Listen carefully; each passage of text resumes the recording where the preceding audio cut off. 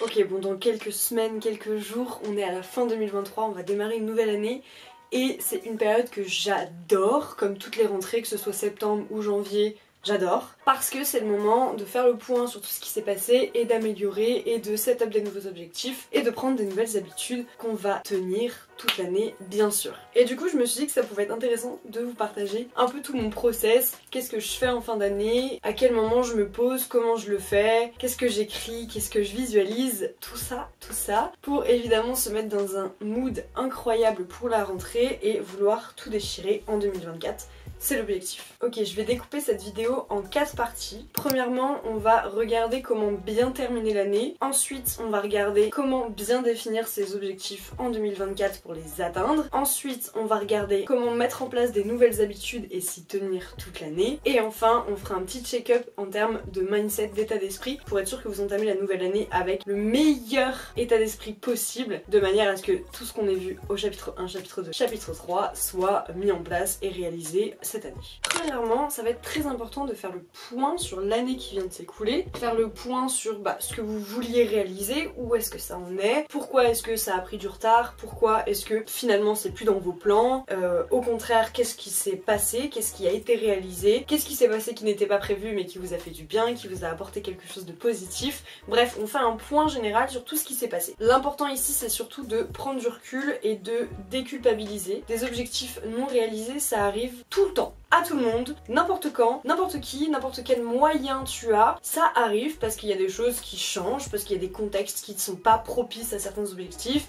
parce que des fois t'as juste plus envie, parfois c'est pas le moment, ça arrivera plus tard, bref, il y a X raisons qui expliquent pourquoi cet objectif ne s'est pas réalisé, mais c'est important juste de déculpabiliser, c'est vraiment pas grave, puisque j'imagine qu'à côté il s'est passé d'autres choses, puisque j'imagine que si ça ne s'est pas passé, c'est que ça ne devait pas se passer, en tout cas pas en ce moment, et donc c'est le moment de se dire ok, j'ai pas réussi tel objectif, mais ça ne veut pas dire que je n'ai pas réussi mon année, bien loin de là. Ça va être aussi le moment de prendre du recul et savoir si on a pris du plaisir en réalisant certains objectifs, puisqu'en début d'année, si vous les avez set up, si vous les avez écrits, visualisés, peu importe, c'est que ça avait de l'importance pour vous, que ça allait vous rapprocher d'un objectif plus gros, que ça allait vous procurer du plaisir, du bonheur. Et donc maintenant que c'est réalisé, comment vous vous sentez? Est-ce que c'était à la hauteur de vos espérances? Si oui, tant mieux, sinon qu'est-ce qu'on peut améliorer? Pourquoi vous avez ressenti ça? Bref, faites le point vraiment global et ça vous permettra de décider qu'est-ce que vous pouvez garder et qu'est-ce que vous pouvez jeter pour l'année 2024. Autre chose que tu peux faire, c'est d'écrire une lettre à ton futur toi. Alors si tu l'as fait l'année dernière, c'est encore mieux puisque tu vas commencer par lire cette fameuse lettre que tu t'es écrite à toi-même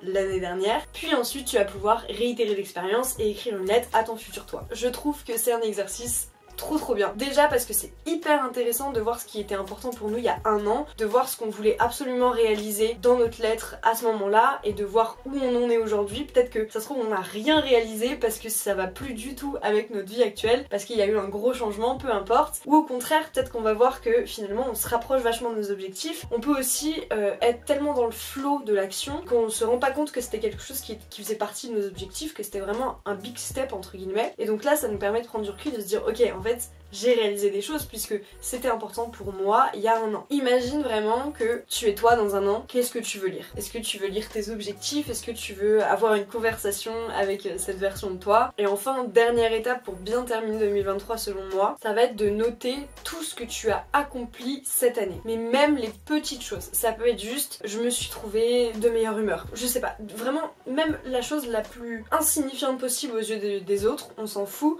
même à tes yeux d'ailleurs. Si tu as réaliser quelque chose qui peut avoir son importance ou juste qui diffère de la toi d'habitude ou de toi l'année dernière, alors note-le, c'est important parce que ça fait vraiment partie de l'équilibre que de savoir viser grand, viser haut, avoir de gros objectifs, mais également se rendre compte que les petites choses du quotidien font également partie des choses qui nous font du bien, qui font qu'on est quelqu'un d'accompli et que on ne fait pas juste rien de nos vies.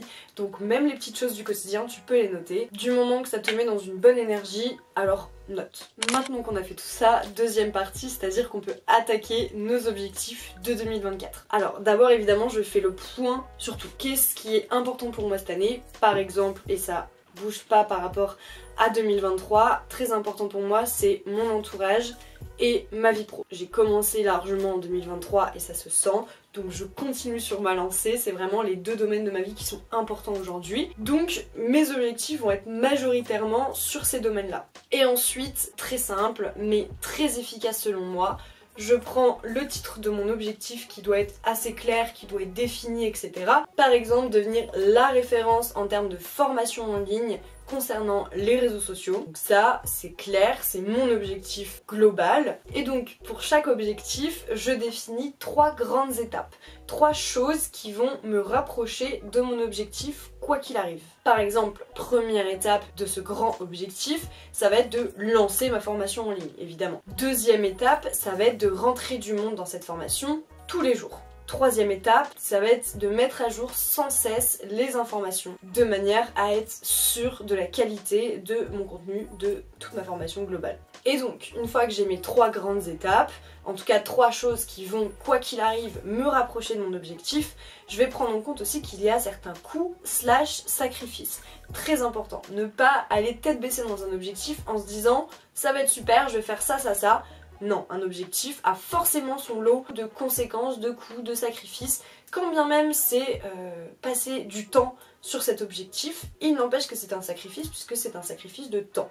Voilà. Moi personnellement, dans les coûts et sacrifices pour atteindre cet objectif, donc j'en ai mis 3 également, je suis abonnée au chiffre 3, mais tu peux en mettre plus si tu le veux. Après, pas trop, ça peut être un peu démoralisant je pense. Premièrement, j'ai mis me former continuellement, ça fait partie de mon objectif global de proposer la formation de référence, donc ça veut dire que mes connaissances doivent être on point tout le temps. Deuxièmement, recruter pour le suivi et la gestion des boss qui font partie de ma formation. Évidemment, si je suis la référence en termes de formation, ça veut dire qu'il y a beaucoup de monde dedans et ça veut dire qu'il faut vraiment assurer l'expérience client, l'expérience des boss dedans, répondre à toutes les questions tout le temps, donc il me faut du monde dans l'équipe. Et troisièmement, là on est plus dans l'ordre du sacrifice et pas du coût, ça va être du temps. Il faut beaucoup de temps et d'investissement pour construire de la confiance avec ma communauté, pour construire toute une stratégie de création de contenu qui est impeccable, qui est parfaite, à mon image, qui amène les gens où je veux qu'ils soient.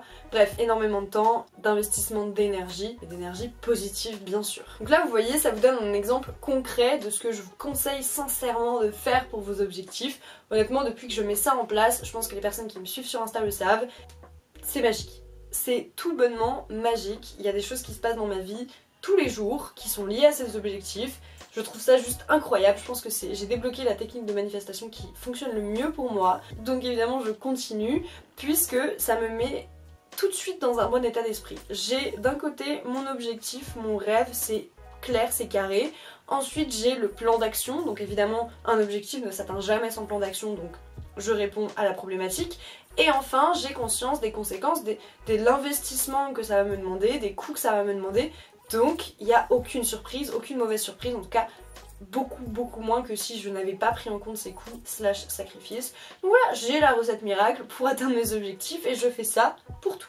Troisième grande étape de cette vidéo, et j'adore également, ça va être de passer un pacte avec soi-même pour tenir de nouvelles habitudes. On le sait, les nouvel an, les nouvelles années, c'est toujours le moment où les gens prennent masse résolution qu'on ne tient jamais. Alors je pense que ça se perd de plus en plus et j'ai envie de dire heureusement, parce que c'est complètement débile de faire des bonnes résolutions à minuit quand t'as bu un peu trop de verre avec tes potes. Je ne vois pas l'utilité, mais bon, soit. Je préfère, en tout cas je vous conseille largement de vous poser bien avant le nouvel an ou alors après si vous le souhaitez, peu importe, quand vous sentez l'envie, pour faire un pacte avec vous-même. Une fois que vous avez posé tous vos objectifs, vous pouvez voir assez rapidement des petites choses que vous allez pouvoir mettre dans votre quotidien, rajouter dans votre quotidien, améliorer dans votre quotidien, qui vont participer au bon déroulement de tous vos objectifs que vous avez set up. Par exemple, si vous avez des objectifs business, financiers, sportifs, tout ça, ça va forcément s'inscrire dans un état d'esprit global. Il faut que votre mindset soit vraiment hyper bien travaillé, il faut que vous ayez confiance en vous, en vos projets, etc. Donc forcément, tu peux décider de suivre des nouvelles habitudes qui vont te mettre dans un bon état d'esprit, dans une bonne routine qui, du coup, va participer au bon déroulement de tes objectifs. Alors, il y a plusieurs façons de se dire ok je vais tenir mes nouvelles habitudes et pas résolutions, mais je trouve qu'il y en a une qui est sympa, qui amène un peu de fun. Si vous avez tendance à ne pas trop vous mettre la pression à vous-même s'il vous plaît, ça va être d'écrire un contrat, un pacte entre vous et vous. Vous et vous. Vous écrivez un contrat que vous allez signer avec vous-même. Dedans, vous mettez toutes les nouvelles habitudes que vous voulez suivre. S'il y a des délais, n'hésitez pas à les mettre. Et n'hésitez pas à penser à la fois atteinte de ces objectifs et à la fois bonheur, joie, épanouissement personnel, bien sûr. Ça sert à rien de passer un pacte, un contrat qui est beaucoup trop ambitieux ou qui vous donne un peu la nausée parce que bon, déjà ça n'a aucun sens de s'infliger ça à soi-même, mais en plus ça va simplement vous décourager hyper rapidement et vous allez très certainement abandonner rapidement. Donc c'est à dire qu'en fait on reviendrait au concept des résolutions qui n'ont aucun sens. Et enfin pour terminer cette vidéo et pour être sûr de bien terminer 2023 et bien entamer 2024, on va parler mindset. Je pense que vous l'avez compris, j'en parle beaucoup tout au long de cette vidéo, mais avoir un bon état d'esprit qui est cohérent avec tout ce que vous avez mis en place au chapitre 1, 2 et 3, c'est hyper important. Il faut savoir, votre cerveau et les croyances que vous avez et la manière dont vous pensez, tout ça, ça peut se travailler, ça peut se changer. C'est un travail, c'est pas quelque chose qui se fait comme ça, mais c'est possible. Donc c'est à vous de prendre la responsabilité. Ok, je change la manière dont je pense, je brise telle ou telle croyance, bref, je me renseigne sur ce qui m'entoure et je développe un peu ma manière de penser. Bref, si vous êtes dans cette optique-là, et je pense, sinon vous ne seriez pas en train de regarder cette vidéo, vous pouvez, par exemple, demander certains livres dans votre liste au Père Noël, bien sûr.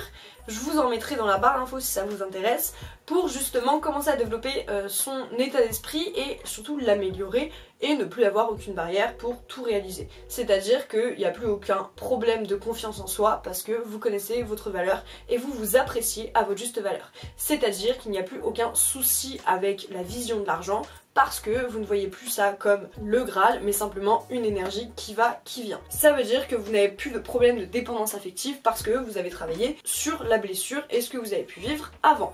Bref, je peux continuer des heures sur ça, mais c'est très important de travailler, d'avoir conscience qu'on a sa part de responsabilité dans ce mindset et que c'est à nous de décider de changer notre manière de penser. Déjà, en ayant fait toutes les étapes d'avant et surtout le pacte, ça transmet un message très fort à votre cerveau, c'est celui de je me respecte et je respecte les engagements que je fais avec moi-même, que je passe avec moi-même. C'est hyper important. Si votre patron vous dit vous devez être au bureau à 9 h, vous le faites. Si vous-même vous vous dites je dois me lever à 7 h tous les matins, c'est déjà beaucoup plus compliqué pour la plupart des gens puisque personne ne nous l'oblige. Mais en fait, c'est ne pas se respecter soi que de ne pas respecter ce qu'on s'est dit et ce qu'on veut pour nous. J'ai confiance en vous, ayez confiance en vous, vraiment. Pas de pression, juste ce qu'il faut pour avoir un minimum de discipline et prendre ses responsabilités. Je terminerai cette vidéo en passant un message qui est très important selon moi et qui j'espère va vous suivre tout 2024.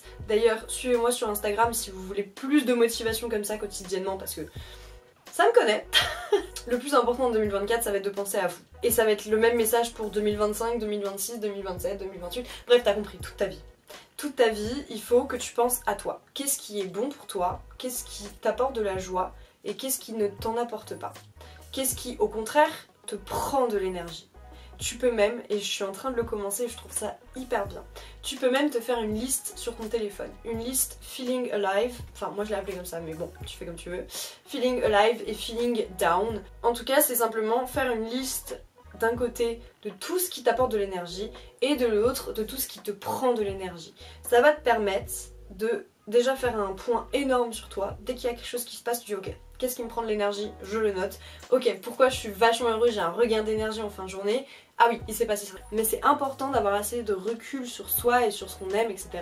pour, au fur et à mesure, mieux se connaître tout simplement. Et surtout faire les bons choix. Donc, je disais, le message très important, ça va être de penser à vous et de croire dur comme fer en vous-même, en vos capacités et en tout ce qui va se réaliser dans votre vie parce que ça a déjà eu lieu. Ça arrive confiance. J'espère sincèrement que cette vidéo vous a plu et qu'elle vous a aidé, puisque c'est le but. N'hésitez pas à me mettre un commentaire pour que je sache ou à m'écrire sur Instagram si vous avez besoin. Je vous souhaite une belle fin de 2023, mais normalement je reviens la semaine prochaine aussi. Et surtout un beau 2024, parce que ça va être génial. Bisous!